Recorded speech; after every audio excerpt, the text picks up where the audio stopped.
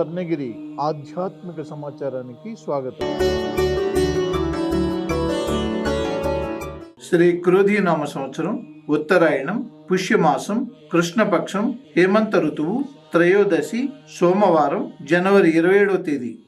అఖిలాండ కోటి బ్రహ్మాండ నాయకుడైన స్వర్ణగిరి శ్రీ వెంకటేశ్వర స్వామి వారికి ప్రాతకాలంలో అర్చక స్వాములు సుప్రభాత సేవను నిర్వహించడం జరిగింది.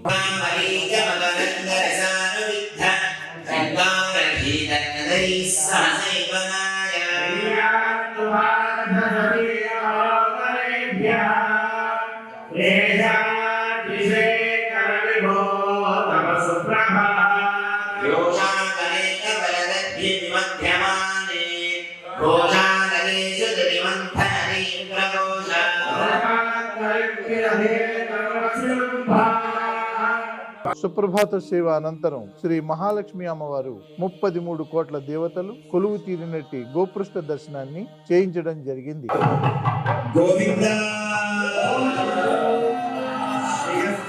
ఈ రోజు 5:45 శ్రీ వెంకటేశ్వర స్వామి వారికి నిత్యారాధన నిమిత్తం అర్చక స్వాములు వేద మంత్రోచ్చారణలతో సువర్ణ బిందె తీర్థమును బంగారు బావి నుండి తీసుకువచ్చారు.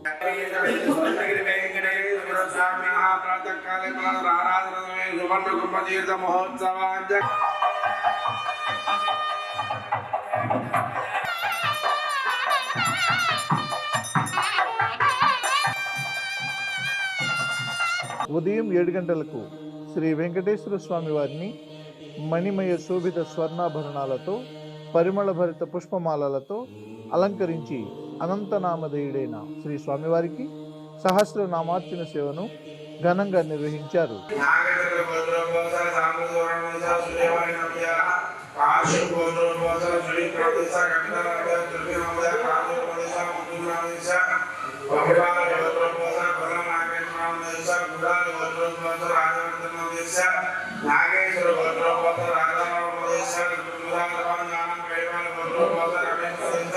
ఈ రోజు ఉదయం స్వర్ణగిరి క్షేత్రంలో లోక కళ్యాణం కోసం అర్చక స్వాములు శ్రీ సుదర్శన నారసింహ హవనంను నిర్వహించారు.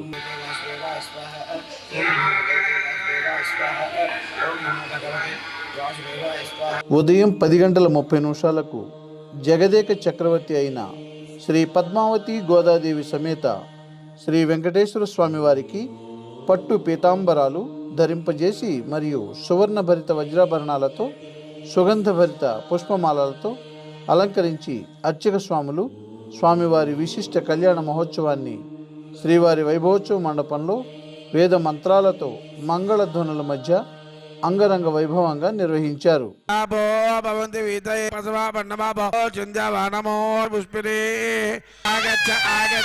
అభిముఖీకరణ ఓం భగవాన్ ఆరోగ్యమస్తు బ్రహ్మ పుండరీకాక్ష స్వాగత ప్రతిమాస్తి సర్వభూతాన్ మహోత్సవంలో భాగంగా శరభాయ నక్షత్ర రక్ష గోవింద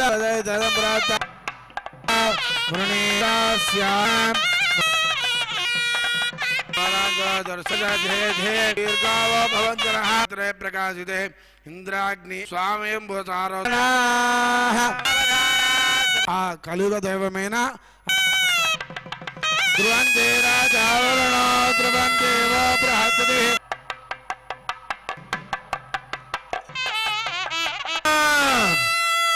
గోవింద